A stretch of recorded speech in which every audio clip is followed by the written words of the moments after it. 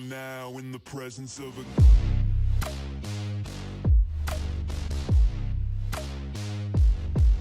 king.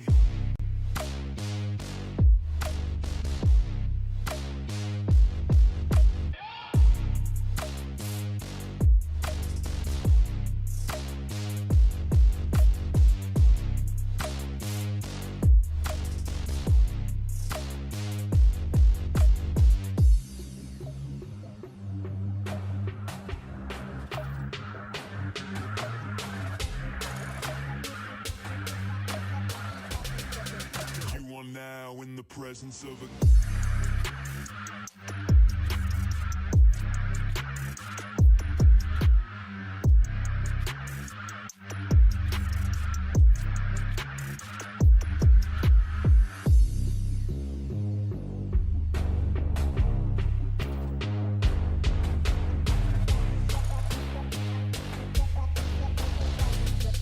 You are now in the presence of a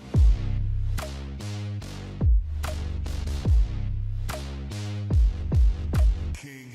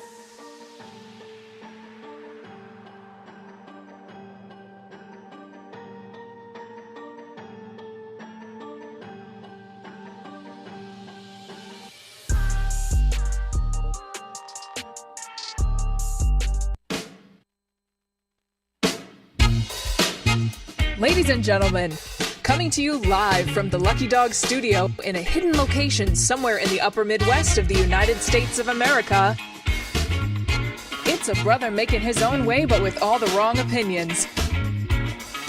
Welcome to the Morning Night Live with your host, the one and only Dawg Knight. In the immortal words of Limp Bizkit, it's one of those days. Good morning, everybody. Welcome to the Morning Night Live. I'm your host, Marty, also known as Dawg Knight on the internet. And welcome back to the Dawg Knight Channel, where technical problems are that's just the word of the day.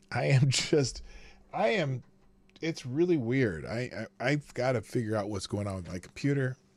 Probably maybe the hard drive is just getting too full. I need to dump some stuff onto a portable or something. I definitely need a faster processor. Shut up. Fuck you. Oh, no, not you. My computer. Anyway, yeah, I'll blame it on the computer because it is the computer this time. So anyway, real quick, I noticed something in the old tip jar thingy there. What is this going on? I hear, whoa, who's that guy? Well, that would be GunFox61, who's already dropped a bunch of Hamiltons in the tip jar, and you are the new Streamlabs Superstar sponsor of the day. Let's put it this way. GunFox says, let's kick this off. Now, I put these in there a while ago, but still. And then then it looks like he's got more than one. Oh, there. See, I told you there was more than one. There's the number 2. And you're still the Streamlabs Superstar sponsor of the day. And then this happened. Looks like he's busy. So anyway, there's a lot to go today. There's another one. There's the other Hamilton. And I'm opening these as fast as I can while those are going on. And oh boy, we're gonna be. This is gonna be the GunFox day because. And again, you could, if you want, there he goes again. So these messages, what do they say? One says, ranting yet? No, don't worry. And then the third one, there's nothing but articles. Is that one article? Holy shit, that's a long URL. And then the last one says, please go. So we'll do all of those. Well, those will be the main ones, I guess. But there's a lot of news going on. There's a lot, and mostly, look, everyone's talking about the protest, which, it's hard not to. It's the biggest news of the day, and people are getting arrested, and sometimes they're not. And so, holy shit. Anyway, so oh wait, what? What? I'm looking in the chat on Rumble, and looks like AD is very lonely, and the pants are gone. He says. Anyway, let's say hi to everybody and get it going because I'm it's late as usual and I got a lot to do. So first in chat over at Rumble is Mr. Avocados Diablo, who gets the bell, and he says he's alone. But this says there's 4 other people with him. I don't know. It sounds like a weird little room over there.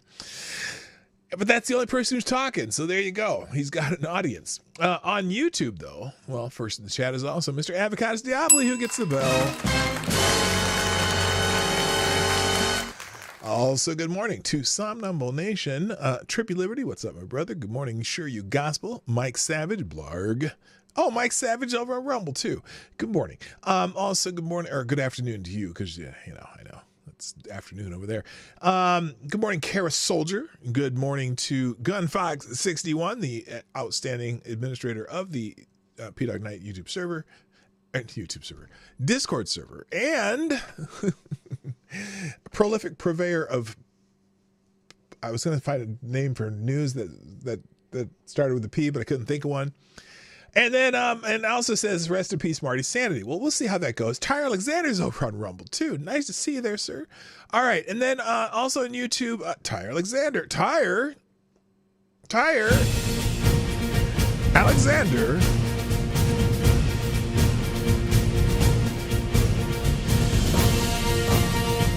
The Scourge. Good morning also to, I said Somnambulation, I said GunFox, I said these people already. Okay, there's Mr. Ravon Harris. What's up? Good to see you. Also, my favorite Canadian Jaeger pony, JB's in the house. Simon Wilkins, almost said Wolfwood, Wilkins in the house. Lord Stanhope. Rick Ashbringer, what's up? Good morning also to, that looks about it. So for whatever reason, y'all might want to hit that share button. There's some more than that. You just haven't talked yet. I got you. I see you, or I don't see you because you're not doing that. You're watching a screen recording of Long Street called Ellesmere Road. Of a long street. Okay, I'm not sure what you're doing there. I'm not sure what that means. But anyway, all right, let's get let's flip this over. Oh, I don't think I did the why is this not working? Everything is batshit bungled today. And it's very annoying. Very annoying. All right, so there we go. Let's did someone just do another Streamlabs? So anyway, do me a favor. During this show, I'd be very appreciative if you'd hit the like button. Okay, that helps the algorithm, I guess. I mean, I hope it does. And also share the stream. You know, hit the little share arrow down there. Or if you follow me on X, you can retweet or repost or whatever they call it now. And then, what the hell's going on here? God, I might have to get a new computer. This is really bad. It's the computer. I guarantee it. But anyway, thank you to the people who've shared the show already, aka Gunfox61 and also Mojack420. Now, I'm not sure who Mojack420 is, but thank you.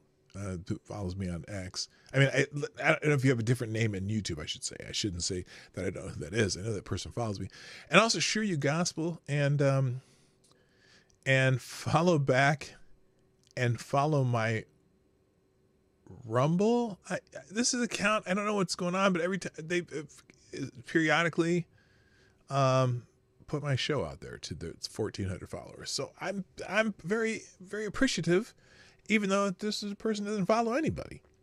So also, let's see, anything else I got to remember? If I've done it all yet, I think I have. Good morning to, I said JB. Lord Stanhope, yes, hi. And Special K Acids in the house. Good morning. Good morning. Another. You're in Canada too, right? Special K, I think, if I remember right. So let's get into the day because now, first, the irony of the fact that May, the month of May, not Mother May or you know, it's some woman named May. I don't know any women named May, but I'm sure there's a few. May, the month of May, is Jewish American Heritage Month. And boy, oh boy, have we kicked off Jewish American Heritage Month with a bang.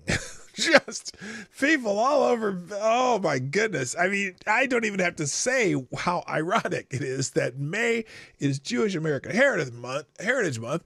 And we've started, you know, protest / riot season with this thing, you know, this thing that's going on these campuses. And I am just, oh my gosh, you guys. Okay, yeah, you have, if you're on Rumble, you might want to shield your eyes because, you know, AD's over there with no pants on. Anyway, so, yeah, it's Jewish American Heritage Month, and boy,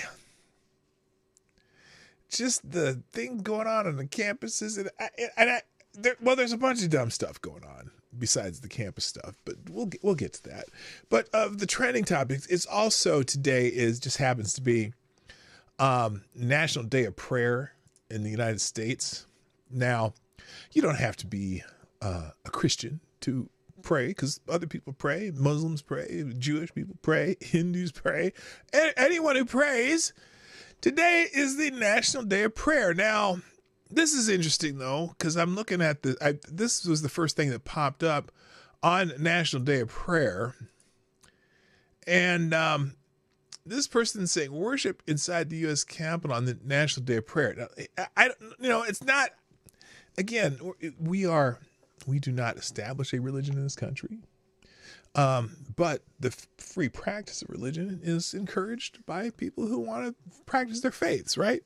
Well, I'm not sure what this guy's going to say, but let's see what it is. It's the first thing to pop up on my screen for National Day of Prayer. And if you don't pray, guess what? That's your prerogative too. Like, share your gospel. I don't pray. Okay. That's, you have freedom to pray or not to pray. That's the beauty of being in this country. But anyway, let's see what this guy says, because I don't know that he's happy about National Day of Prayer, maybe, or maybe he is happy. I don't know. Let's see what he says here.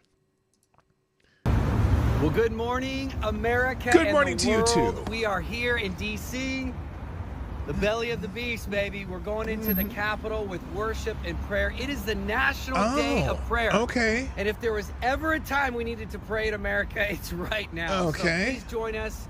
Believe with us for God to move in a powerful way as we fill the Capitol complex on the Senate side with worship, prayer, sounds of hope, crying out to God that He's going to come and move. God bless y'all. Okay, so that's just okay. That wasn't too bad, you know, and it's fine. It's okay to have people who pray in the Capitol. It's not against the Constitution. I'm just saying, as long as we're not establishing a national religion, I think we're good. Okay, we're good. Yeah, so it's National Day of Prayer, and lots of people talking about that, and they usually do something. Now, what's this? Oh, here's the Army chaplain. And now I'm curious what the Army chaplain says on a National Day of Prayer. This is Army Chaplain William Greer. I don't know if you're familiar with him. He is Chaplain Major General Bill Green. Oh, not Green. I said Greer, didn't I? Green. I'm sorry. Bill Green, Jr., U.S. Army Chief of Chaplains, encourage us to pause, reflect, and pray for our nation. So let's see what he has to say. Hello, Big Dave. Hello, Amazing Disgrace. Hey, hello, GDSOB. Here we go. Each year's they got National Day music. of Prayer is established by presidential proclamation to encourage all Americans I wonder if Joe Biden did a presidential proclamation today. to pause, reflect, and pray for our nation. On this National Day of Prayer, I want you to know that your Army chaplains are praying for each of you in our Army family, like we do every day. Okay. We are committed to building your spiritual readiness so that you can win in combat Your spiritual and in readiness. life. Reach out to us for support today. All right, I guess that's a message from the United States Army, the United States Army chaplain. Did you know the states can have a state religion? I was not aware of that. Yeah, we can't have a national religion. So that's the First Amendment is that the United States, the conglomerate, the corporation, cannot have a national religion. But anyway, so that's, if you're into that, that's great. If you're not, I'm not knocking you either. Good morning, AWOL. What's up? Are they praying for me? That's why I have a headache. Stop it. Oh, okay. Well, that's good. Wait, where are you going, GDSOB? You said chow. Oh, you said hi. I always forget chow is also hi. All right. Isn't chow like in Hawaii when you say aloha? It can be hello or goodbye. I don't know either way.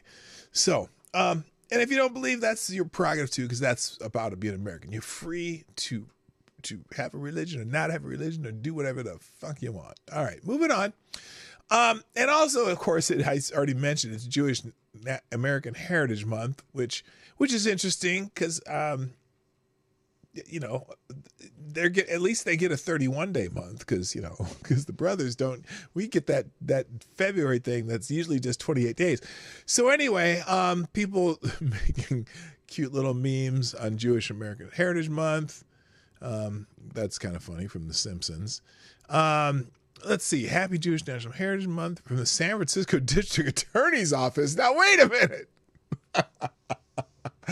That almost seems like sacrilege. What are you talking about? Anyway, May is Jewish American Heritage Month. We celebrate the vibrant history, culture, and contributions of the Jewish Americans throughout our nation's history. Okay. Well, that's what they're doing on college campuses right now. They're all celebrating Jewish American Heritage Month. Here's I think this is the National Governors Association. As governors and community leaders, we are honored to recognize May as Jewish American Heritage Month, especially as Jewish people around the world face unspeakable persecution.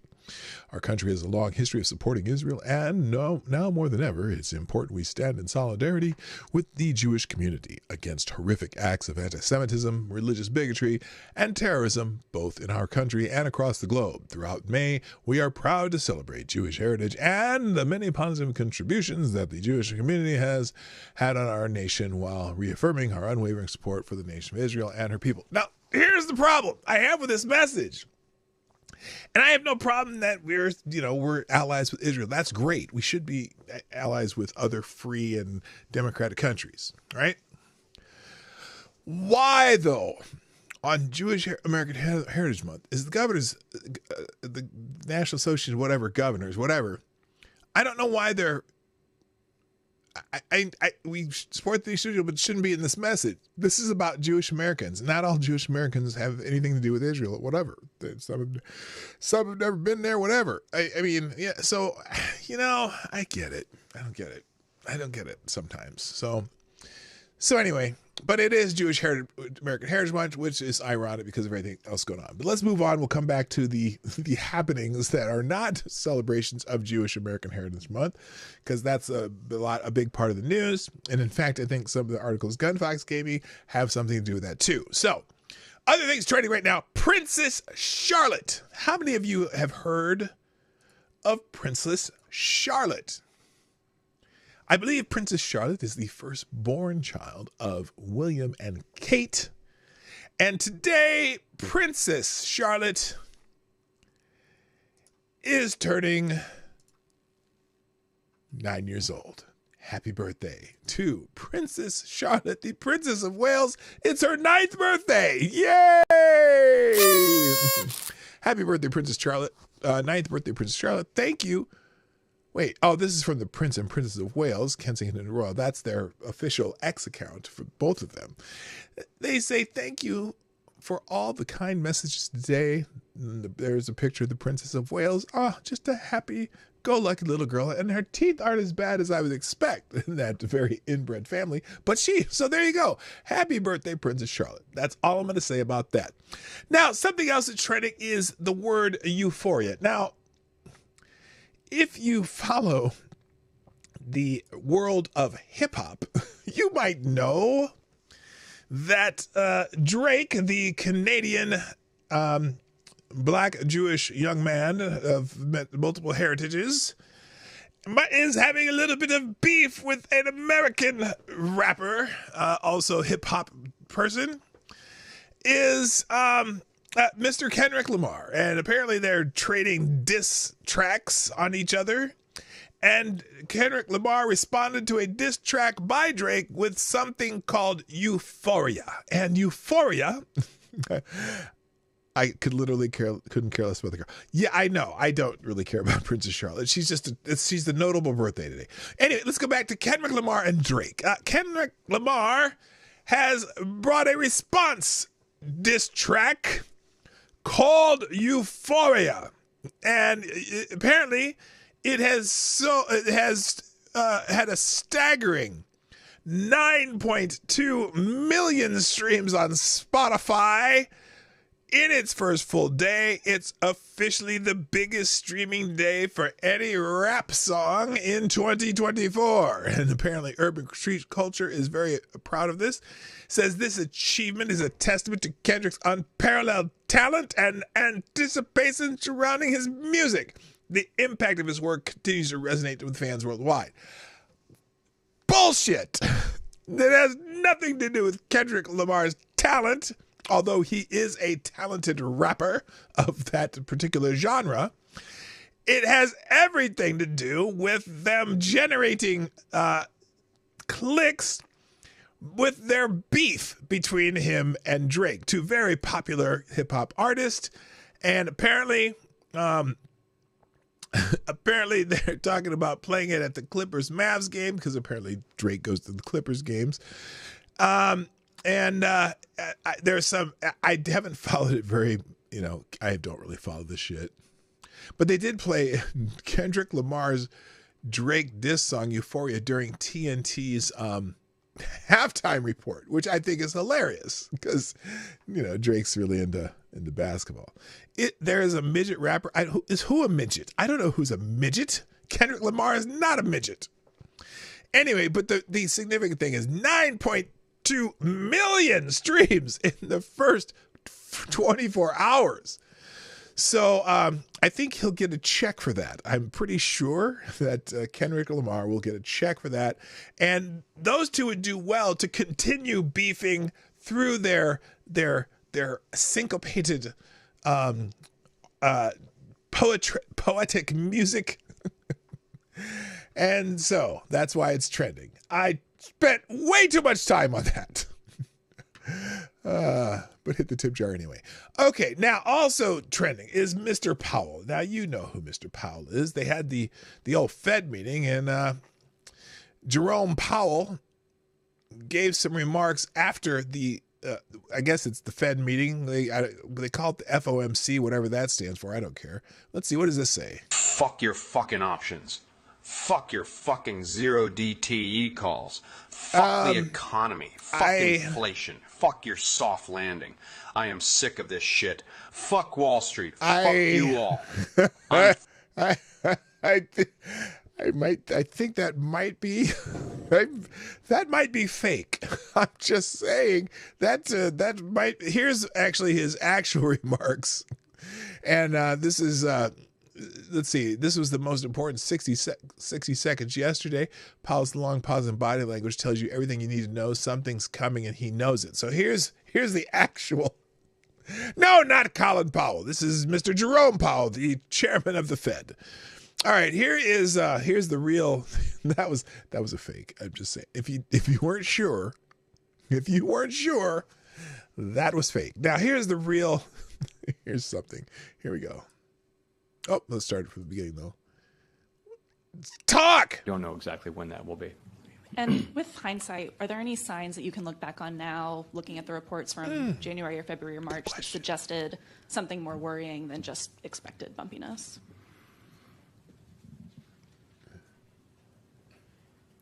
Not really.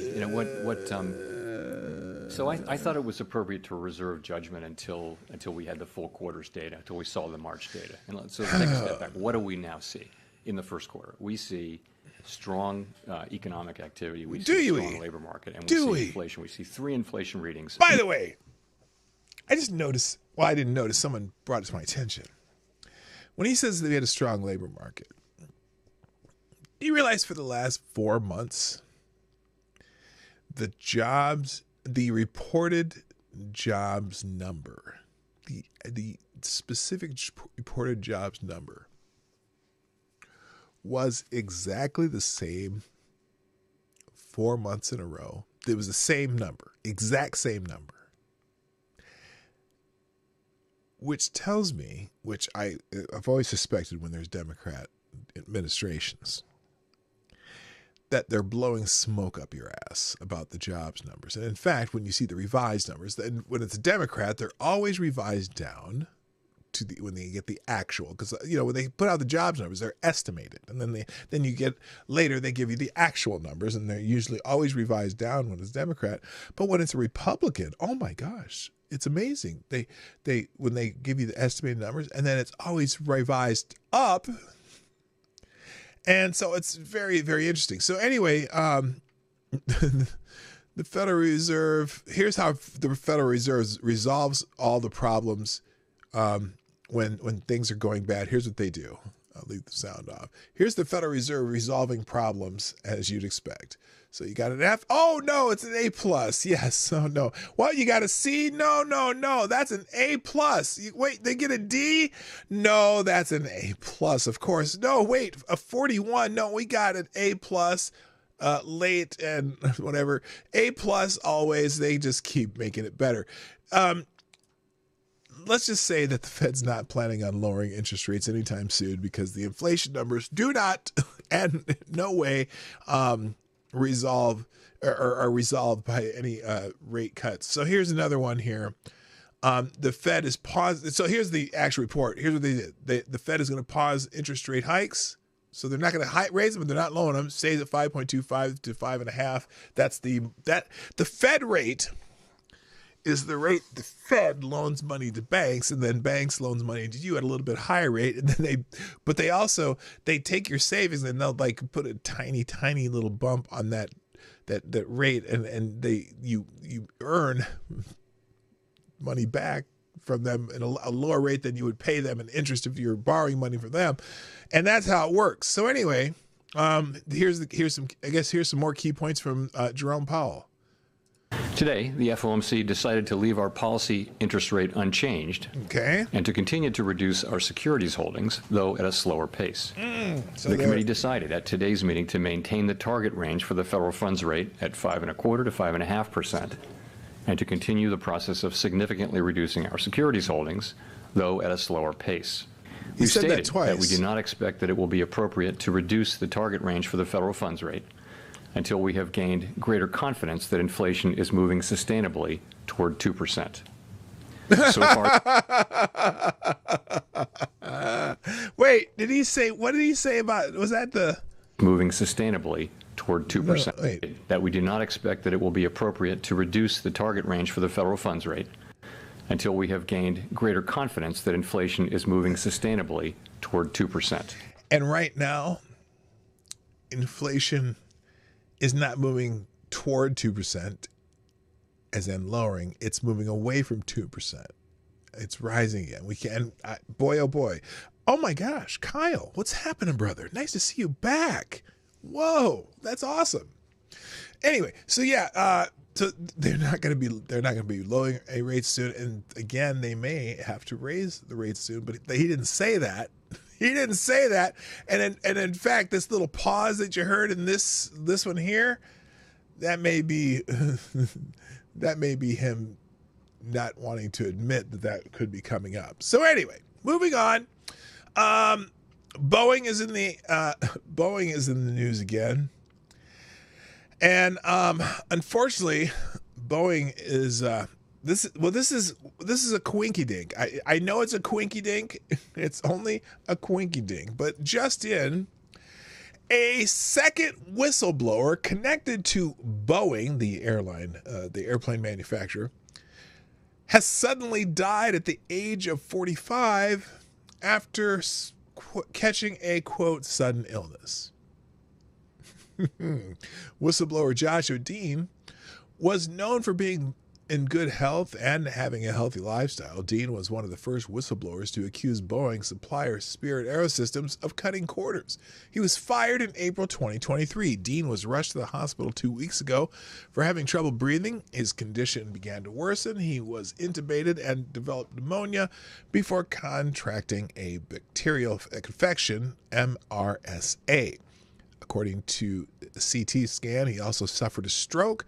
Dean was represented by the same law firm who represented Boeing's whistleblower John Barnett, who allegedly committed self-ending in March. So, just the whistleblowers against Boeing seem to be finding their demise in interesting timing, I should say. Not in interesting ways, but in interesting timing. And so if you are a whistleblower at Boeing, I would make sure you have a health check, a wellness check, and maybe get some security guards. I don't know. It's kind of weird. Good morning, TC. How you doing? All right. That's all I got to say about that. Okay, more trending stuff. Now, when I saw this headline of the trending topic, I'm like, oh my God, is someone going after Fox News again? Because let me tell you what the headline of this trending topic is before I show you. If you saw the words, Fox's upskirt post sparks police probe, I would think for sure they were talking about Fox News. Good morning, Zed the Snarky, by the way. But no, this is someone named Lawrence Fox, and if you're from on the other side of the pond from us, you might know what this means. I'm not familiar necessarily with Lawrence Fox. At least I'm not familiar with the work. I know who he is, but I don't know a lot about what he does. Actor and political commentator Lawrence Fox is under police investigation after posting an upskirt photo of TV star Narinder Kaur, sparking widespread condemnation and calls for legal action. The Metropolitan Police are investigating following Kaur's complaint, adding a series of controversies surrounding Fox. Social media reaction have been overwhelmingly negative, with many questioning his behavior and motives. The outcome of the investigation remains to be seen, but it has further complicated Fox's public persona. Oh, so sad that it's complicated his public persona. And I'm here. My concern is that they're going to show a picture of the picture he showed, and I don't want to show that. So here, let me just make sure. Not that I've seen okay, they haven't put it in the Mirror. So here's the story from the Daily Mirror, which is, Mirror is kind of tabloidy. Is that right? Anyway, Lawrence Fox slammed after posting an indecent, unearthed photo of TV host Narinder Kaur. Lawrence Fox has been slammed online after he posted an unearthed. Okay, I hate when they put the headline in the first line of the article. Can you get a little more creative? It's the exact same freaking line. Let me start with the second paragraph.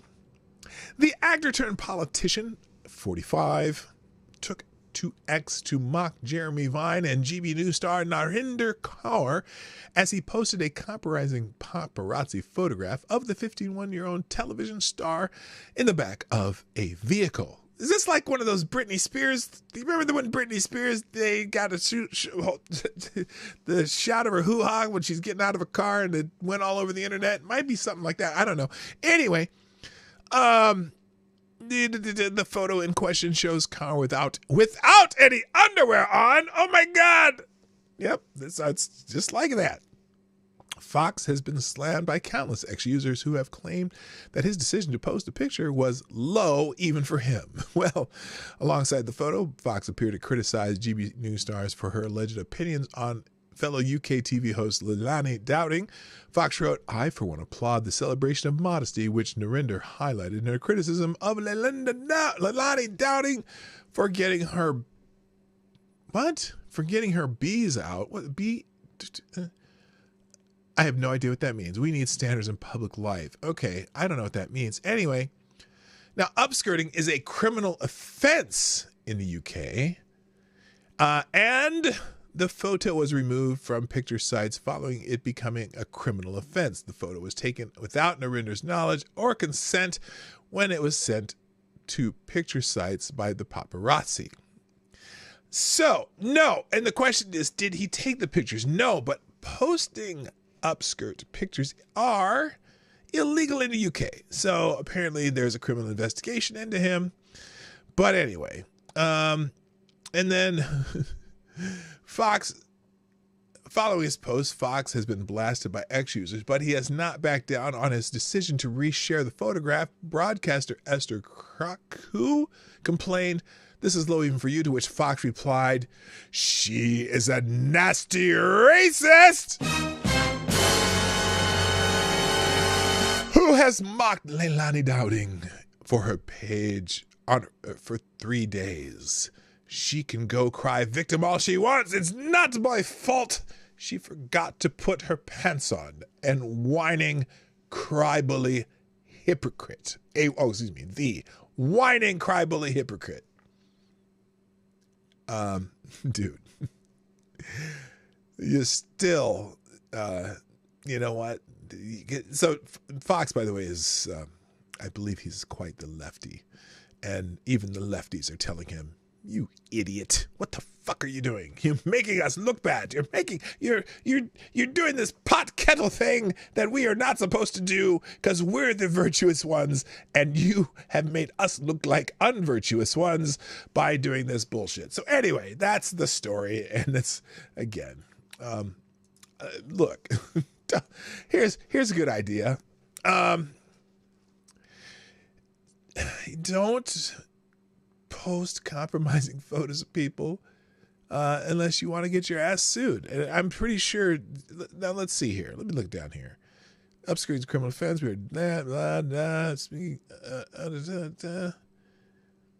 the fact that a standing politician like Lawrence Fox would stoop to such lows is complete. Okay, this is just commentary on that. So anyway, that's why Lawrence Fox is trending. But it's not Fox News. I thought for sure it'd be Fox News. Okay, now let's get into a little protest season related stuff, and then we got some articles about gun fox, and we'll get and then we'll see what else we can get to. But this is also J.D. Vance, the Ohio senator, was on, I believe, some show on This is CNN, and was interviewed about the protests around the country. And so apparently he defends Capitol riot fundraiser amid online fury. Ohio Senator J.D. Vance's defense of his decision to raise funds for individuals involved in the January 6th Capitol riot has ignited a heated online debate. During a This is CNN interview with Caitlin Collins, Vance faced scrutiny for his stance, with critics questioning his support for the rioters and his downplaying of the events. The controversy has sparked discussions about the political landscape in Ohio and Vance's alignment with former President Donald Trump. The online debate highlights the ongoing political divide in the United States, blah, blah, blah, blah. So that's how Grok has made this look, right? So anyway, so he's on with Caitlin Collins, and the lefties are highlighting a certain part of this this interview, and then other people are highlighting different parts. But here's the part that Aaron Rupar, the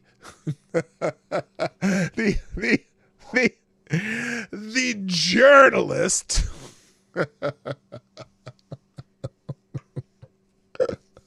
that might be one of the funniest things on the internet. The activist who pretends to be a journalist. Here's the part they're liking to highlight, because this is, I have an answer that J.D. Vance may have said or not, but here's the part they highlighted.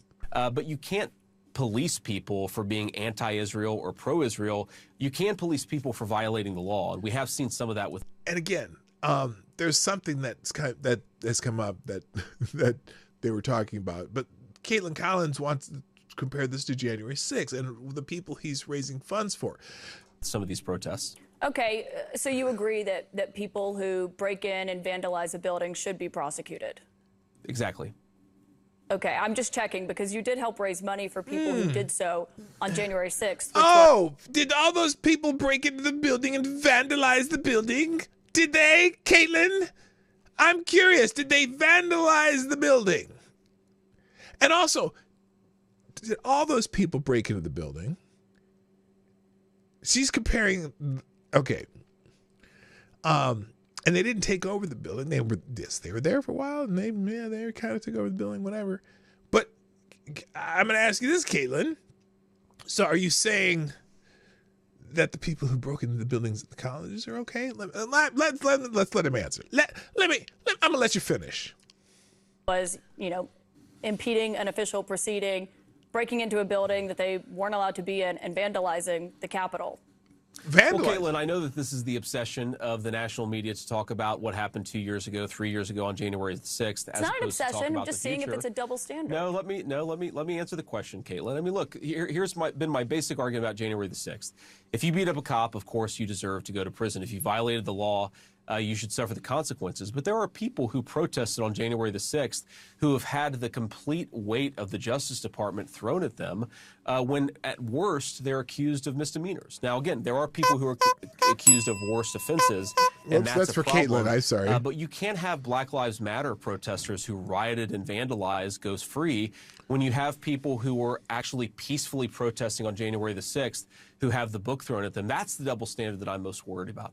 Yeah, I don't think there's an obsession with January 6th, but... Yes, there is. Oh, yes, there is! And given what you... Yes, there is! You lie. Wait a minute, hold on. You get one of these. Why the fuck you lying? Yes! There is an obsession with January 6th. Because it's a political narrative that serves your purpose in some ways, because if you only show the violence from January 6th over and over and over again, you use that politically. In fact, remember why Joe Biden is running for president again. Of course, he says Charlottesville, but anyways, whatever. Wait, why is you this just playing? said there, and as Trump is getting closer to, as he's a presumptive Republican nominee, he has said he would pardon, he's considered a blanket pardon for everyone on January. No. a blanket pardon? I don't know if he said that. I know he said he would pardon some people. I know he would. Anyway. Are you saying that shouldn't happen? People who beat up cops should be excluded from that? Well, I think what President Trump has said, and of course he can speak for himself, but I pay pretty close attention to what he says. And I think what the president has said is that people who have this double standard applied to them should be pardoned. And yes, so there you go. And I don't think there's anything wrong with that answer. Now, Caitlin Collins also highlighted the same section, but she even cut it off before he gave his answer when she does this. So anyway, that's why Senator Vance is trending. What happened here? What the hell? Why is this going? There you go. So that was trending. Real quick, thank you, JB. Sponsors the show with $10 Canadian. Appreciate it. I believe that's $4.97 American. Thank you, JB, who says, what's better than seeing a girl wrestle? Seeing her box. I'll let myself out. Well, girls who box, there's hold on.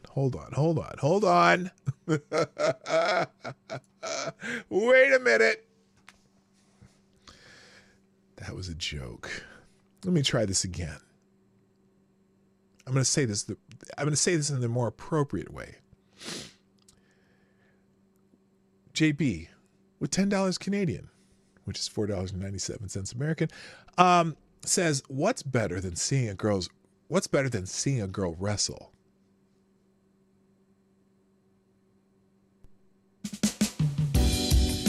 Seeing her box, baby. Oh, yeah.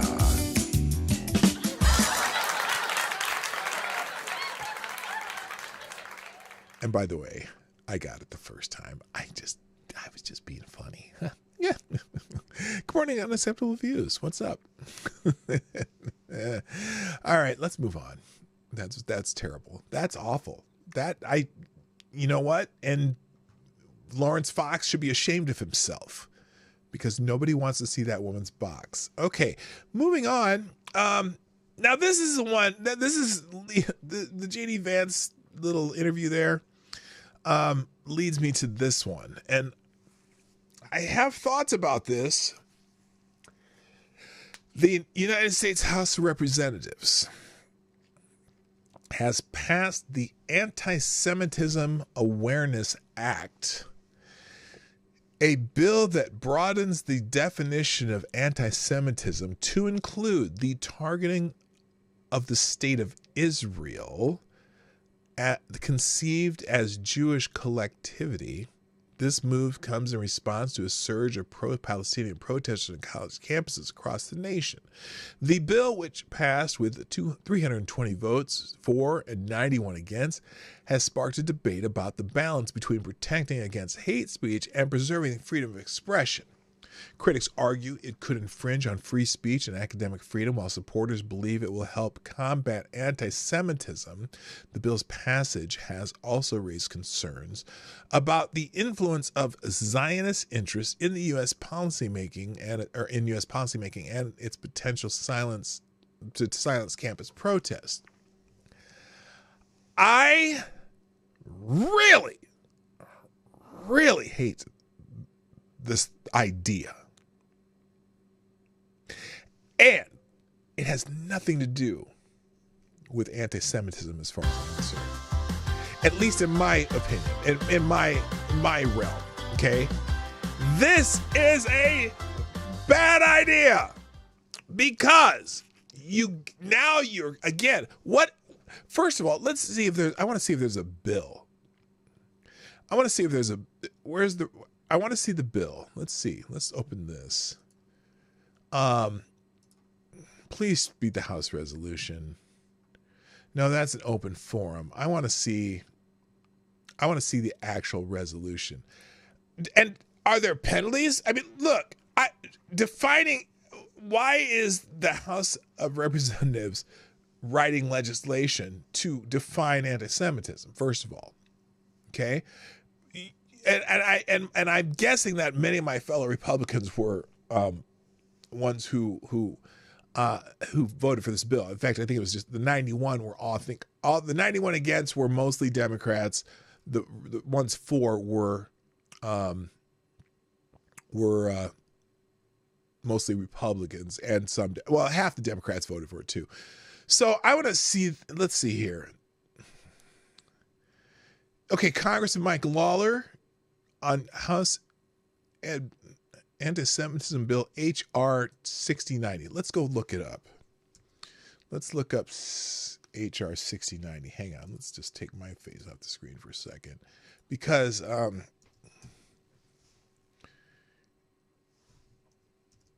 okay, here we go. Bill H.R. 6090, 18th U.S. Congress, or not 18th, whatever. Okay, come on. By Representative Lawler, Michael in New York. Okay, here it is. The Anti-Semitism Awareness Act. This bill provides statutory authority for the requirement that the Department of Education's Office of Civil Rights take into consideration the International Holocaust Remembrance Alliance working definition of anti-Semitism when reviewing or investigating complaints of discrimination based on race, color, or national origin in programs or activities that receives federal financial assistance. According to IHRA's working definition, anti-Semitism is a certain perception of Jews which may be expressed as hatred towards Jews.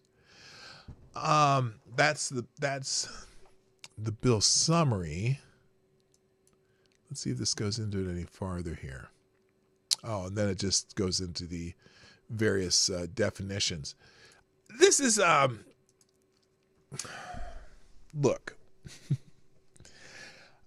I am very hesitant to have any kind of laws or bills about speech that are codified through congressional acts or laws. It's not for the Congress to have laws on this. All it does is because first of all, the only time you're going to use these laws is, like in that example there, is when it comes to whether or not someone's being discriminated against. Well, viewpoint discrimination is just thought crimes.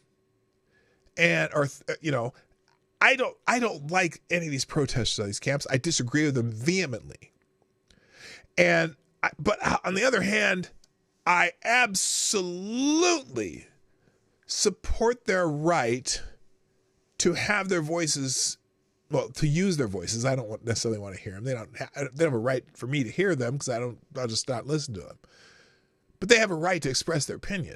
Now, what they don't have a right to do is destroy things and, take over places that are private property or whatever. They don't get to do that. But the idea that Congress is passing a law broadening the definition of anti-Semitism. Look, the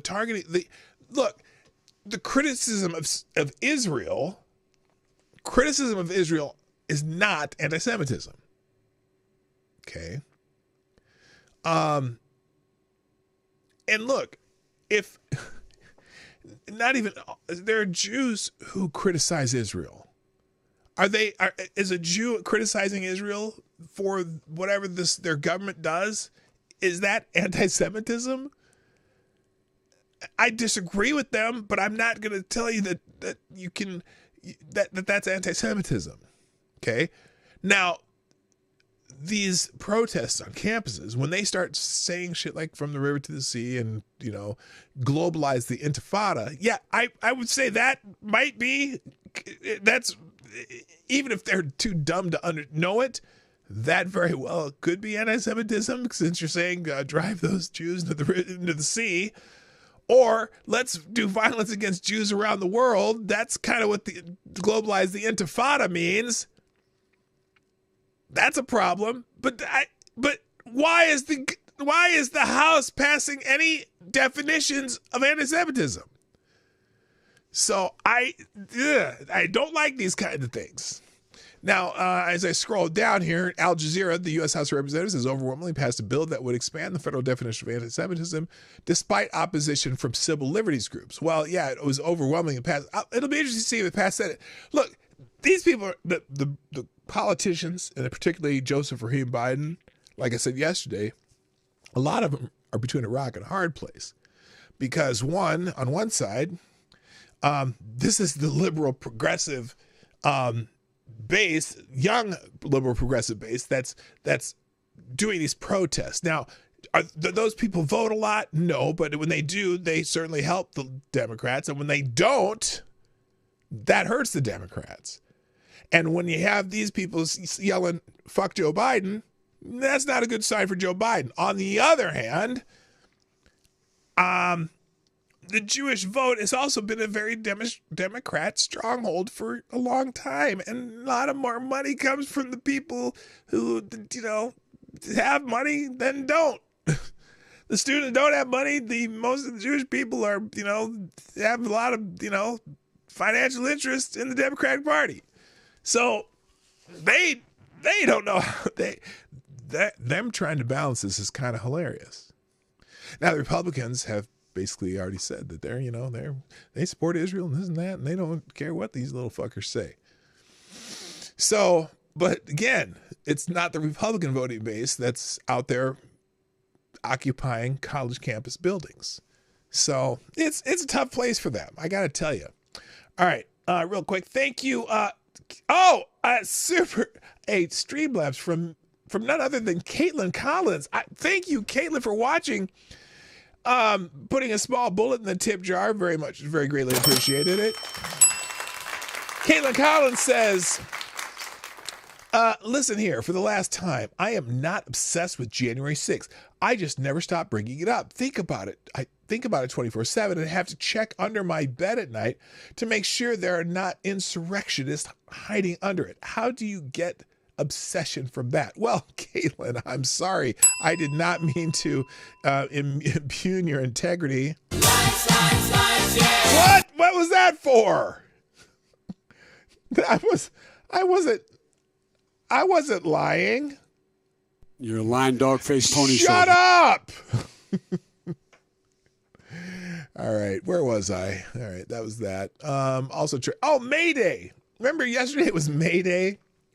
And well, would it be May Day? I would report about things that happen. Would it be May Day in the United States of America if you didn't have some Antifa jackholes in Portland breaking into a Starbucks? Breaking Portland Antifa, the fascists, anti-fascists, are smashing up the Starbucks at Pioneer Courthouse Square right now in an attack for May Day. Now, if you're not familiar with Pioneer, I've been to Pioneer Courthouse Square in Portland. Lovely area. In Portland, when we went there in 2019, we started our journey from Portland to San Diego by car and then went to Las Vegas when my son graduated from college. But they're breaking, yes, see, it's May Day. It's the day of the worker. It's the day of international communist labor, whatever. And the Antifa people are breaking into Starbucks in Portland. And then also, apparently, this heavyset person waves a communist flag at the far left May Day protest outside the Oregon State Capitol. Of course, so the May Day festivities were definitely on point. Oh, here we go. At the May Day Antifa riot downtown Portland, the extremists in the Black Bloc marched from the Portland State Library encampment, where they threw mortar explosives and smashed up businesses and property. Portland police made no arrest, of course, because, they don't give a fuck. The attack was pre-announced on social media. So here's what they said they were going to do, apparently. It's called the May Day Scavenger Hunt, okay? This is like, what's that movie where, this is like their version of Death Race 2000, okay? This is the May Day Scavenger Hunt. Here's a list of businesses and organizations who profit off the settler colony of Israel that will pass on the march. Keep your eyes out and take whatever autonomous action feels good. And they gave you points for taking on these actions. Look at, oh my God. Is that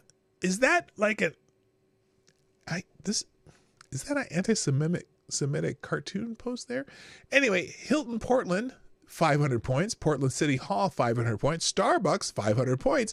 Apple, 500 points. Google, 500 points. Nike, 500 points. Wells Fargo, 500 points. Bank of America, 500 points. Chase Bank, 500 points.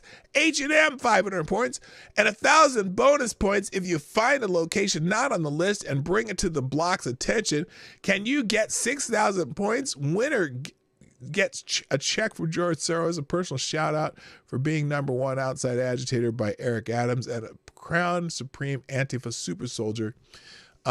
Second place winner gets a drunk voicemail from Sam Adams. So I don't know if this is, well, they at least they have a sense of humor, whoever made this, but clearly they said we're going to fuck up these businesses, and that's not a good thing. So anyway, that was the May Day celebration in Portland.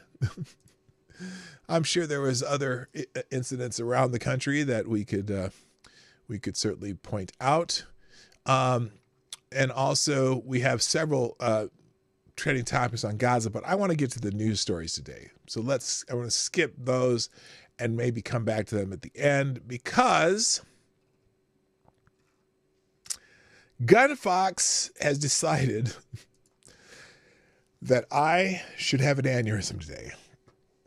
So let's get started on some of the articles Gunfox sent me, because cheers. By the way, I do have my cup of reparations in the Camella Grill cup, which is, Camella Grill is in New Orleans. Nice little breakfast spot at the end of the trolley line, one of the trolley lines we went to one section of town. And it was a lovely little diner in that section of town called Camilla Grill. They had a really good breakfast. Just some nice, I had some eggs, grits, and bacon with the side of pancakes, and it was delicious. And they had really good coffee too. I remember their coffee was really good. I just, for whatever reason. So anyway, that was that was 6 years ago. Wow. My 25th wedding anniversary. Okay, let's start with this one. The United States gives 100,000 migrants citizenship. Now, I'm curious. What is this? This is in Newsweek. I'm very curious. Refugees and asylees accounted for about 1/9 of all new U.S. citizens in fiscal 2023. A total of just over 100,000 migrants, 71,100 asylees, and 29,000 refugees were part of the approximate total of 878,500 individuals who were naturalized and became U.S. citizens, according to data from U.S. Citizenship and Immigration Services. Naturalization ceremonies in fiscal 2022 and 2023 comprised of 24% of all naturalizations over the past decade, according to the data. Now, a non-citizen must generally spend at least 5 years as a lawful permanent resident to be eligible for naturalization, while a spouse of a U.S. citizen must spend at least 3 years as a lawful permanent resident. Most people who were naturalized last year were eligible based on being LPRs. What does that mean? LPRs? Oh, lawful permanent residents. For at least 5 years, which accounted for about 82.9% of the total, followed by applicants who were eligible based on being LPRs for at least 3 years and married to a U.S. citizen for 3 years, which accounted for 15.6%.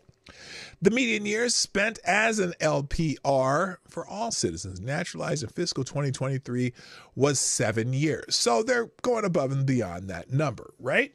Okay, that's good to know. Now, the median years spent as an LPR based on the time between the date USCIS approved an individual's adjustment of status application or when the individual entered the U.S. as an LPR and the date the individual took the oath of allegiance, what the final step of the naturalization process. The immediate relatives composed of spouses 188,200, parents, 64,800, and children, 38,100, were the largest class of admissions who became citizens, totaling 291,100. Citizens by way of family preference, in which visas are provided by the federal government for more distant family relationships involving a U.S. citizen and lawful permanent resident, accounted for 169,200. Okay, they're giving me these numbers. Now, here's the one I'm curious about. Migrants. Now, I don't know. Now, look. I need to clarify. Good morning, Selected Boy. Yeah, boy. I guess I need to clarify here. Because it says migrants who became U.S. citizens based on employment preferences totaled 123,000, according to the USCIS. Federal immigration law provides immigrants with employment-based categories that include first preference towards priority workers, which encompass individuals with extraordinary ability in the sciences, arts, education, business, and athletics, outstanding professors and researchers, or certain multinational managers and executives. The second preference for those part of professions who hold advanced degrees or have exceptional ability. A third preference is for skilled workers, professional, and other workers. The largest age group of newly... this isn't telling me much. So when they say migrants on this particular article, they're not talking about the illegal border crossers. I think they're talking about people who come here on work visas, but they happen to be from south of the border or whatever. Because I'm reading this, when they say the migrants, they became U.S. citizens based on employment preferences. Could it be that these are, wait, what? Distance travel is kind of moot point when the country of their origin isn't actively trying to extradite you. Yeah, true. That's true too. I don't think I think Newsweek has purposely misled you by using the word migrants and making the headline, the U.S. gives 100,000 migrants citizenship. That's a misleading headline. I am pretty sure that these migrants have done it legally. They haven't just willy-nilly said, okay, we're just going to let these illegal border crossers immigrate. And so I would say that the people who went through this process, because again, in order to become a U.S. citizen, you have to be, what do they call it, LTR? Or LPR, excuse me, lawful permanent resident for at least 5 years. Is that what the term was? Yeah, lawful. So these migrants are lawful permanent residents. This is not. This is not what we've been calling migrants for the last. Well, during the Biden administration, let's put it that way. These aren't the illegal border crossers.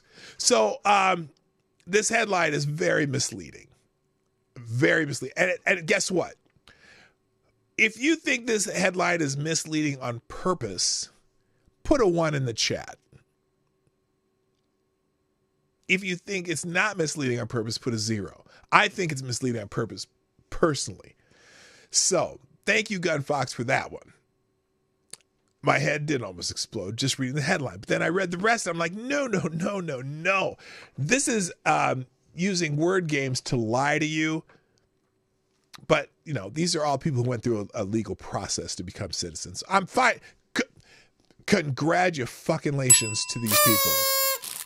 Okay? Cheers to you for coming in here legally.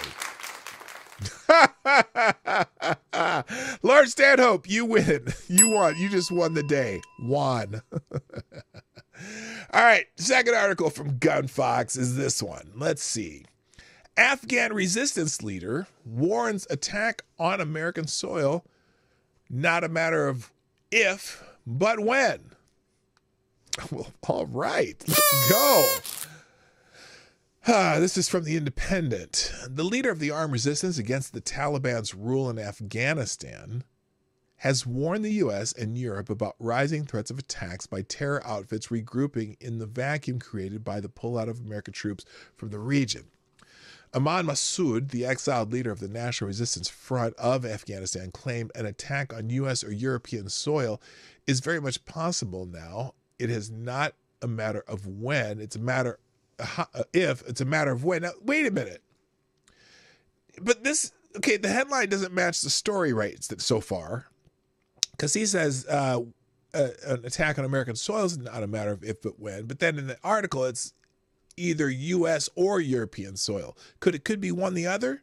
Could it be one or the other? Hello, furry bastard. What's up?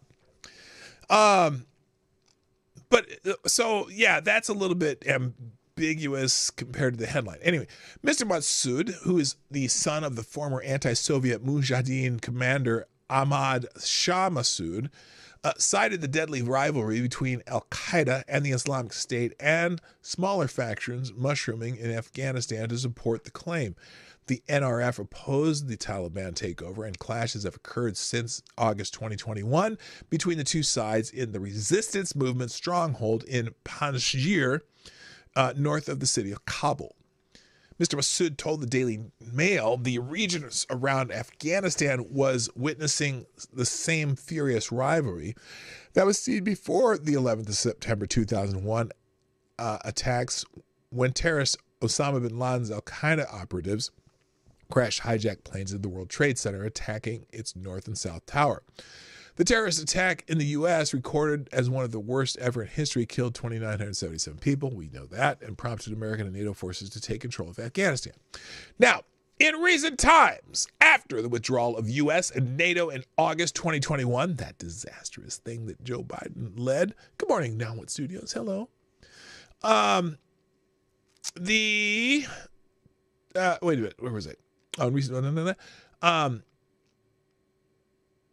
Afghanistan has seen growing ties between the Taliban and Al-Qaeda. Oh, shocker. Shocker.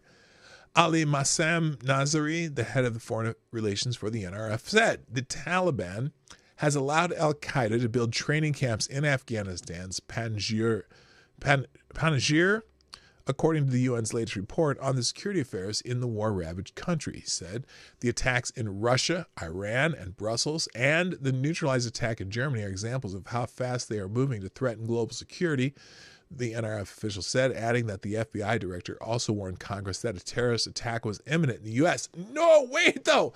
I'm just telling you. You know, that FBI guy was probably... Oh, hi, Darren Root. I just noticed you were here, too. What's up? You were here. Oh, you've been here a little while. Okay. Yeah, but the FBI think it's going to be some, white Christian nationalist motherfucker. Then that's all they can think about. But look, here's the thing. When you have a tourist industry that gets people to Mexico so they can cross their border, become illegal border crossers, and a number of them are from various countries where we have no control and don't seem to really care where they're from. I have an article on that too. Yeah, you probably just import them without even importing them. The normal route, they just find the way to Mexico. I'm sure there's travel agents that say, hey, look, if you want to get in the United States, get a ticket to Mexico and just walk with some of these brown people. You'll blend right in, and then you can just cross the border with them. And then when you get there, they're going to check your ID. Oh, wait, don't lose your ID before you cross the river, okay? Make sure you drop that passport, drop the ID, and just say your name is Juan, just like who someone said in the chat, Juan. Anyway, Mr. Nasri pointed out the influx of foreign terrorist fighters into Afghanistan after August 2021. More than 20 regional and global terror networks are operating inside Afghanistan with protective cover and assistance from the Taliban. The terror threats from these groups were not limited to Afghanistan, but also endanger nations abroad, he said. Quote, the Taliban pursuit to build three or four jihadi madrasas in each of Afghanistan's 400 districts will radicalize and indoctrinate more than 1 million youths within the next 5 years if they survive, he said. A report in The Diplomat earlier this year said the Taliban were actively establishing religious seminaries across Afghanistan after banning girls and women from schools and colleges. The return of the Taliban has started the fourth phase of terrorism and jihadism around the globe by emboldening the narrative and giving all terror groups a strategy and an optimism that they can defeat or at least bring their enemies to the negotiating table. Well, what are they trying to negotiate? That's what I want to know. Bring them to the negotiating table to do what? You already have your little region there in Afghanistan. I don't get it. Before the 9/11 attacks, Afghanistan saw the presence of several Mujahideen fighters of smaller guerrilla groups, but led predominantly by the Taliban. The Al-Qaeda helmed by bin Laden, who offered the motive and teachings of jihadism, holy war, and the Islamist group Haqqani Network, which facilitated the foreign assistance. The network of these fighters successfully pushed the Soviet forces out of Afghanistan in 1989 and led to the Taliban rule, backed by bin Laden and his deputy Ayman al-Zawahiri, who helped orchestrate the 9/11 attacks. The United States in 2012 designated the Pakistan-based Haqqani Network as a terrorist organization. Mr. Massoud also said the political turbulence in Ukraine and the Middle East was helping the Taliban by keeping the West distracted. Right? Yeah. How much are we paying attention to that debacle because of the other debacle? Let's see. In an interview with The Independent last year, Mr. Massoud said Afghanistan is no longer a priority for President Joe Biden's administration. Right? Did anyone think Afghanistan was a priority for the Biden administration right now? They got too many other fucking fires to work on, and there's distractions everywhere. You know what I mean? I want to ask. This is Massoud, I believe, speaking. I want to ask if the Biden administration is okay with a military group storming the government and taking power from a Democratic administration, he asked. If they were not okay with the Capitol riots, why are they okay with the Taliban? Okay. Do you see how far the January 6th narrative has gone? Holy shit. Anyway. According to testimony by Nathan Sales, the former U.S. ambassador at large and the coordinator for counterterrorism in April last year, Al-Qaeda is reconstituting itself in Legacy Haven, Afghanistan. Great. While Taliban controlled Afghanistan as a permissive environment for terrorism in general, two groups are of particular concern. Al-Qaeda and ISIS-K. The Taliban and Al-Qaeda have been allies for more than a quarter century, and Al-Qaeda is now reconstituting itself in the historic safe haven. He told U.S. House of Representatives Committee on Homeland Security, Subcommittee on Counterterrorism, Law Enforcement, and Intelligence. That's too long of a name for a subcommittee.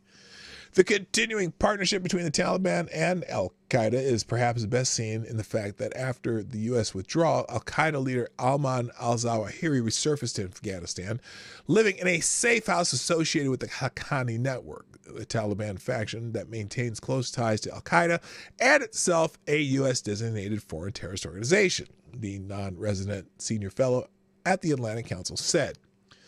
I get concerned anything the Atlantic Council said, but I'm just going to say it, okay? He said the safe house used by Zawahiri was located in the Shirpur district in the heart of Kabul, a prosperous neighborhood that is controlled by the Haqqanis and is just down the street from the former U.S. Embassy. The key takeaway is that the Taliban felt emboldened to welcome Al-Qaeda's leader back to Kabul, and Al-Qaeda's leader felt it was safe enough there to accept the offer. So, how closely is the Biden administration watching Afghanistan? Are they taking this to heart or not? And the border is still a problem. How about that? Our border, not their border, our border. Because again, the little tourism that they do to Mexico, the people just get to Mexico. You can just walk on over. All right, third article from Mr. Gunfox61. This would be an Associated Press article on the little party they're having at UCLA.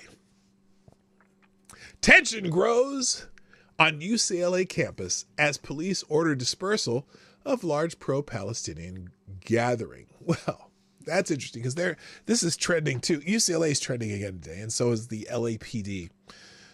Law enforcement on the UCLA campus donned riot gear Wednesday evening as they ordered the dispersal of over 1,000 people who had gathered in support of a pro-Palestinian student encampment, warning over loudspeakers that anyone who refused to leave could face arrest. A large crowd of students, alumni, and neighbors gathered on the campus steps outside the barricaded area of tents, sitting as they listened and applauded to various speakers that joined in pro-Palestinian chants. Yeah. It's a whole line. Overheard television cameras overhead. That's what? Okay, it says overheard. It's supposed to be overhead. Overhead television cameras showed students in the barricaded area passing out goggles and helmets, as well as setting up medical aid stations. A small group of students holding signs and wearing T-shirts in support of Israel and the Jewish people gathered nearby. The law enforcement present and continued warnings stood in contrast to the scene that unfolded the night before when counter-demonstrators attacked the pro-Palestinian encampment, throwing traffic cones, releasing pepper spray, and tearing down barriers. That was a bad move on their part, by the way, okay? Because the leftists are going to get violence on their own, so why should why should you start it? I'm just curious. Anyway, fighting continued for several hours before police stepped in and no one was arrested. Nobody was arrested that day. Sorry, I don't know where that came from. Fighting continued for several at least 15 protesters suffered injuries, and the tepid response by authorities drew criticism from political leaders as well as Muslim students and advocacy groups. Ray Williani, who lives nearby, said he came to UCLA on Wednesday evening to support the pro-Palestinian demonstrators. You're not a student. We need to take a stand for it, he said. Enough is enough. Elsewhere at the University of Wisconsin-Madison, activists clashed with police officers who destroyed their tents early Wednesday, and police dismantled an encampment at Dartmouth College in New Hampshire just hours after pro-Palestinian demonstrators put up a handful of tents. Officers arrested multiple people, including at least one professor, according to local media reports. The chaotic scenes unfolded early Wednesday after police burst into a building occupied by anti-war protesters at Columbia University on Tuesday night, where they were starving and dehydrating to death. If you were here yesterday, you'll understand that. And they broke up a demonstration that had paralyzed the New York school. The Associated Press tally counted at least 38 times since April 18th, where arrests were made at campus protests across the U.S. More than 1,600 people have been arrested at 30 schools. Now, and look, again, here's what I'm going to say it again. I don't know why I have to say it again. The ones who are protesting but abiding by the law, not breaking shit, not breaking into buildings, not damaging other people or restricting people's access to their classes, okay, knock yourself out. I'm not going to agree with you, but you can say that shit. I don't care. But when you start taking away other people's rights or damaging other people's property or damaging even public property, that's what I'm going to say. Fuck off. Get out of here. Go away. Okay? Or if you put a bullhorn up to my ear and and start yelling, I'm going to be pissed off and I might knock the bullhorn out of your hand. But anyway, UCLA Chancellor Gene Block said in a statement that a group of instigators perpetrated the previous night's attacks, but he did not provide details about the crowd or why the administration or school police did not act sooner. Well, isn't that a weird way to put it? That a group of instigators perpetrated it. Anyway, however one feels about the encampment, this attack on our students, faculty, and community members is utterly unacceptable. Well, how do you know they weren't students too? Is that what you're saying? Are you saying outside instigators, or were they from the same school? I don't know. It has shaken our campus to its core, has it now? All those demonstrators still out there, do they seem to be shaken to their core? Block promised a review of the night's events after California Governor Gavin Newsom and the Los Angeles mayor denounced the delays. The community needs to feel the police are protecting them, not enabling others to harm them. Rebecca Husseini, chief of staff for the Muslim Public Affairs Council, said in a news conference on the Los Angeles campus later Wednesday, where some Muslim students detailed the overnight events. Speakers disputed the university's account that 15 people were injured and one hospitalized, saying the number of people taken to the hospital was higher. One student described needing to go to the hospital after being hit in the head by an object wielded by counter-protesters. Several students who spoke during the news conference said they had to rely on each other, not the police, for support as they were attacked, and that many in the pro-Palestinian encampment remained peaceful and did not engage with the counter-protesters. Well, okay, so there's a lot of questions I have. I'm going to keep going because I'm running out of time. Tent encampments of protesters calling on universities to stop doing business with Israel or companies that they say support the war in Gaza have spread across campuses nationwide in a student movement unlike any other in this century. Wait, oh, no, I was like thinking, wait a minute, like any other in this century? What century are you talking about? But then I realized that the century turned 20 years ago. Really? You don't think that the Black Lives Matter protests across the country weren't similar? That was this century, buttweed. I'm pretty sure Occupy Wall Street didn't happen on college campuses. I'm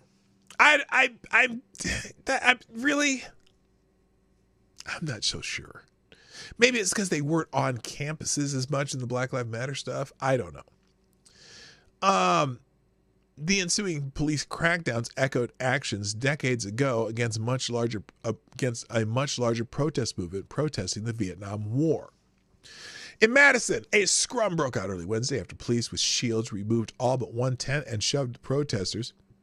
4 officers were injured, including a state trooper. Oh, that's an insurrection! Hi, Renee Miette. 4 officers, including a state trooper, who was hit in the head with a skateboard, authorities said. 4 were charged with battering law enforcement. So, someone was using a skateboard as a deadly weapon. That's why Kyle Rittenhouse had to shoot somebody. He was going to get hit with a skateboard. This is all playing out in an election year in the U.S., raising questions about whether young voters who are critical for Democrats will back President Biden's re-election effort, given his staunch support of Israel. Who made this article? This is the Associated Press. Jake Offenhart-Zystra, Christofaria. Oh, I see. They didn't put spaces between the names. And Joseph Frederick. Interesting that these reporters decided to put that in this article at the end here, where oh wait, where is that? Hang on a second.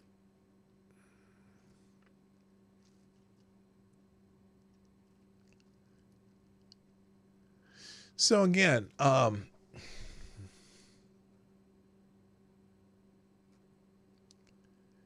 they put in this article that this is this is problematic because these students would be critical of Joe Biden in his re-election effort. Why is that important in this article? Because it just seems like the AP is saying, oh no, we can't be having this because we need to reelect Joe Biden. This article goes on and on farther, but I'm going to stop there and we'll go on to the next one because I have one more that I got to get to here. Thank you. Advocatus Diaboli sponsored the show, putting a small bullet, aka $2.23 in the tip jar, a $2.23. He says, Advocatus Diaboli has a message for protesters. A message for the protesters. By law, the only people the police are obligated to protect is prisoners. So if they want police protection, they should let themselves be arrested, I suppose. Well, there you go. That's damn Skippy. Well done, Avocaz Diabli. Our other legal eagle who does not give law advice because we're not lawyers. Anyway, all right, last article from Gunfox, and then I gotta go. Oh, good Lord. Iran University offers scholarships to U.S. students expelled over Gaza war protests. Well, isn't that special? One of Iran's most prestigious universities is offering scholarships to U.S. students who have been expelled for taking part in pro-Palestinian protests. Well, I haven't heard of any yet, but I'm sure there'll be a couple. Mohammed Moazzini, head of Shiraz University in Fars, made the offer to students demonstrating against Israel's actions in its war against Hamas in Gaza and the Iranian state-owned outlet. Wait, what? Iranian state-owned outlet Press TV reports, quote, students and even professors who have been expelled or threatened with expulsion can continue their studies at Shiraz University. Oh, so they're going to give them scholarships in Iran if they get expelled from places in the United States? Is that what they're saying? Students, even if professors who've been expelled or threatened with expulsion, can continue their studies at Shiraz University, and I think that other universities in Shiraz as well as Fars province are also prepared to provide the conditions, he said. According to the outlet, U.S. students have been facing arrest or dismissal from their colleges over actions in support of a ceasefire in Gaza, with many students also calling for their universities to divestment from companies that are supporting Israel. The Iranian regime backs Hamas against Israel, which has killed at least 3,400 people in its bombardment of the Gaza Strip. Wait, what is this? What is the Express? Because it's weird. Are they gonna? Did they? Oh, I see. They did mention this.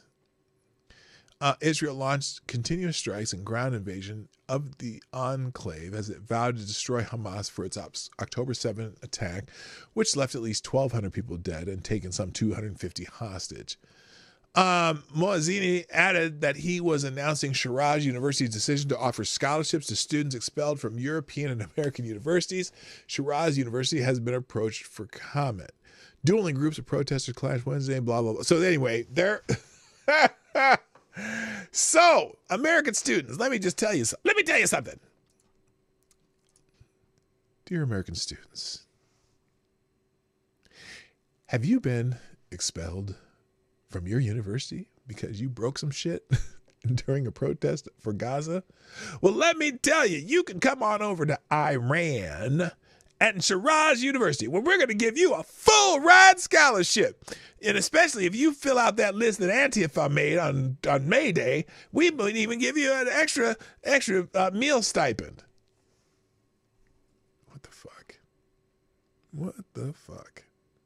All right.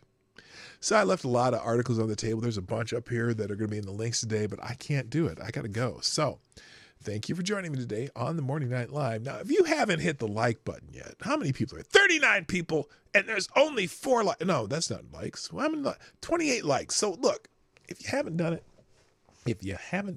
okay? If you haven't done it, hit the like button right now because, well, just because. I don't know why. It's supposed to do something. And then also, look, share the stream. There's some other people who want to watch this. I guarantee it.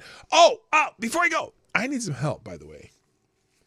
And then particularly maybe the people who watch the show on replay, because it'll be easier than when you're watching live.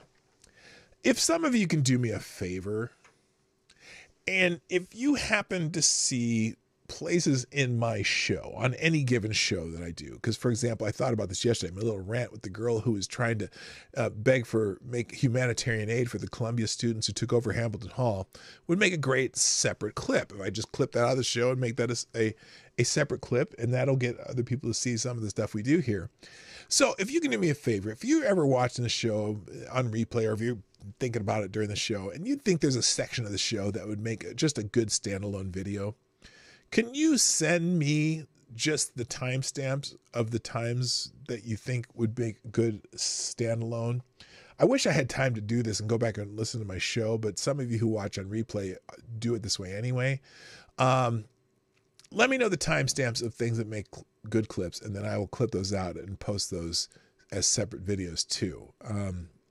Because I just got so much stuff going on right now, but I really want to start doing that more often. So, would y'all do that for me, please? I appreciate it. And if you have time, if you don't mind doing that, I'm not everyone needs to do it, but there are certainly sections of this show that probably would make good standalones.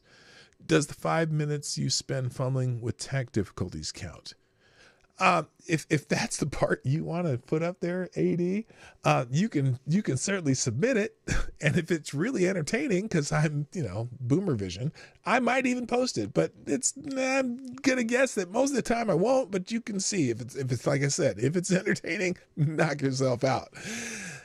Or just knock yourself out. All right. Thank you, y'all. Thank you very much to our sponsors today.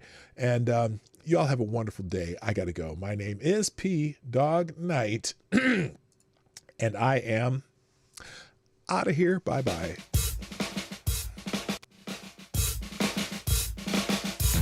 Hey, this is P. Dawg Knight, and thanks for watching today on the P. Dawg Knight channel.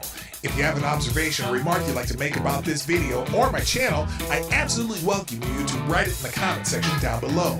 I really look forward to hearing from you. And before you go, if you like what you saw but you're not already subscribed, please make sure you hit the subscribe button and definitely click that bell that pops up afterwards so you'll be notified when I post new videos or when we go live. I broadcast my live show, The Morning Night Live, Monday through Friday at 10 o'clock Eastern, 9 o'clock Central. A special thank you to all the supporters of this channel who share our videos on social media and who make donations through Streamlabs, YouTube, Venmo, and Cash App, which are all linked in the description down below. Thanks again, and until next time, I'm P. Dawg Knight, and I'm out of here.